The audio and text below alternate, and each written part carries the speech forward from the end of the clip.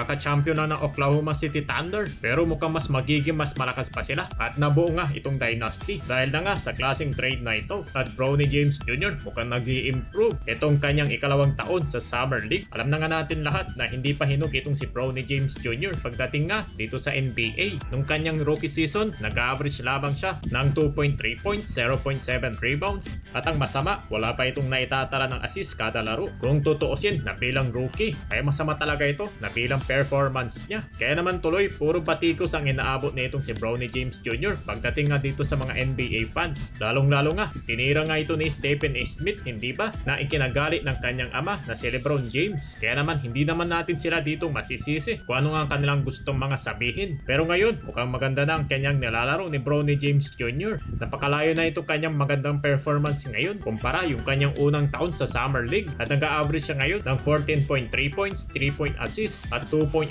rebounds. At itong kanyang huling laro niya ay gumawa siya ng 18 points na masasabi na rin na kanyang career high. Pero yun nga lang, dapat niyang maiwasan itong kanyang mga turnovers pagdating nga dito nga sa NBA Summer League, lalong-lalo na nga kapag nagsimula na itong regular season. Malaking bagay ito para sa kanyang development at kumpiyansa at nakikita natin na unti-unti na nga siyang nasasanay sa laro ng NBA. Patunay dito ang kanyang mga performance dito nga sa Summer League. Sa kanyang unang laro na may 14 points, sa ikalawa naman ay 17 points at ang pinakahuli na nga ito kanyang 18 points. Ibig sabihin, nakakakuha na siya ng kanyang tamang rhythm sa court. Pero ang tanong na lang kung kaya na ba dito ni Bronny James Jr. sa pagdating ng regular season at malalaman natin yung mga idol kapag nagsimula na nga ito. At samantala, kaka-champion lang dito na Oklahoma City Thunder at mukhang gusto pa nila dito na maging dynasty at palakasin pa nga dito ang kanilang kupunan. Ano nga ba ang kanila ditong kadahilanan? Dahil umabot daw ito mga idol ang kanilang labanan ng Game 7 sa Denver Nuggets at Game 7 din sa NBA Finals laban naman sa Indiana Pacers. At pagdating na nga dito sa regular season, sigurado marami dito ang mag-i-improve katulad na lang ng Dallas Mavericks at Houston Rockets dahil na nga sa pagdating dito ni Kevin Durant at yung kanilang mga malulupit na ginawang trade.